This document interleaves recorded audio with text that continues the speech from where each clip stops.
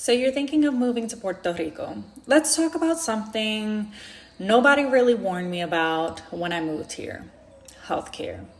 Before I get started, my name is Kaisha Lee. I managed to leverage living my life in the overdraft, turning that into triumph through home ownership. And if you're interested in doing the same, my book, Queen of the Overdraft, is available on Amazon and Kindle.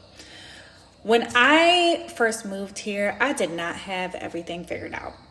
Housing, school, healthcare. It's definitely enough to make your head spin when you think about it. And sometimes healthcare is the last thing you think about. You know, when you're moving someplace, you're like, okay, where am I going to live? How am I going to pay for things? What type of work am I going to do? If you have kids, where they're going to go to school, childcare. So healthcare often falls on the back burner. So if you're moving from the States, here's what you need to know. Yes, Puerto Rico is a U.S. territory. However, the healthcare system is not the same. And here are some of the differences. We do have a plan here that's similar to like Medicare, Medicaid. It's public health insurance, and it's called Plan Vital. And in order to qualify for that, of course, you have to be low income. Most times you have to go to your municipality's office. And in that office, they will give you what documentation you need. Of course, you'll need to have an address, a light bill, water bill, your license, birth certificate, social security number. I know those are some of the basic things. But that is the public health plan. Private plans are available. However, options are very limited. And often they don't cover the things that you're used to. For instance, I have private insurance through my job, and I have co-pays for things. Are the co-pays higher than what you would pay cash? Sometimes, yes. So if you call a doctor's office and they quote you something ridiculous with insurance, like $160 or $200, ask them what the price would be if you just pay cash. Because sometimes it's cheaper to just pay cash than go through your insurance. Appointments. This is really important. If you have an underlying disease, something where you need frequent appointments, I'm gonna be honest, moving here may not be the best move because it's very hard to get appointments. Sometimes if you need a specialist, they don't have openings. Or if you can find an open appointment, it could be months or even years before you're able to see that doctor. And if you have like cancer, for instance, something where you need treatments, it may be best to complete those treatments in the direct US and then come to Puerto Rico because it's really hard. I know in one of my videos, I had mentioned how Puerto Rico needs more doctors and nurses. We do. Our medical system, the quality of care is good depending on where you go, because there are some places that are really like, hello. But generally, the quality of care is good. It's just finding the doctors and appointments. So let's go further into appointments.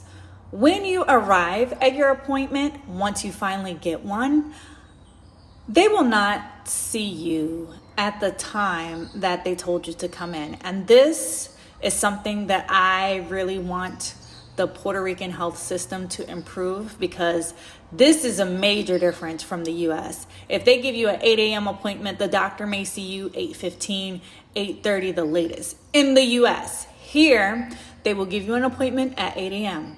But also they will give 10 other people that same appointment at 8 a.m. So you're going to arrive at 8 a.m. and the doctor may not even arrive to the office till 12. So you may not get out of there till like 3, 4 in the afternoon. You have to dedicate an entire day sometimes for doctor's appointments. And that is something I really hope that they improve, because the quality of care would just Another thing, English speaking providers. If you go to like major hospitals, big hospitals, they should have someone that speaks English. Like in the metro areas, they will have someone that speaks English. But if you go further out, it's not guaranteed that you will have a healthcare professional that speaks English. So keep that in mind when you're looking at places to move, looking at places to live. While the metro areas, they are bilingual, there are places in Puerto Rico where people only speak Spanish, and we have to respect their choice, respect their decision. But also you have the choice to pick a provider that is bilingual. So something to keep in mind. Let's talk about emergency room visits because this is important. If something happens and you go to the emergency room, I would always recommend, you never know when things happen, but go early. And here's why. The emergency rooms sometimes are swamped with people and there's only like 1 or 2 doctors. So imagine arriving at an emergency room and there's 20, 30 people waiting to be seen who need help. And you broke your leg, for instance. They will make you wait. You will sit with a broken leg in pain for a while. And this is where we need more healthcare providers and more doctors, because if you need surgery, you may not be able to get that surgery the same day. You most times have, so 9 times out of 10, you're going to have to schedule for surgery. And if the doctor is on vacation, that surgery could be 2 weeks out, 3 weeks out, a month. If you're lucky, you'll get in a couple days, but it's not guaranteed. So this concludes my video on healthcare here in Puerto Rico. If you found this informative or if you have any questions, please drop them below.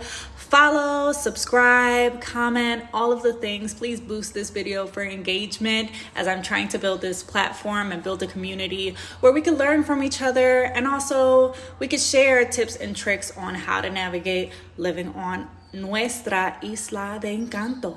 Have a great day.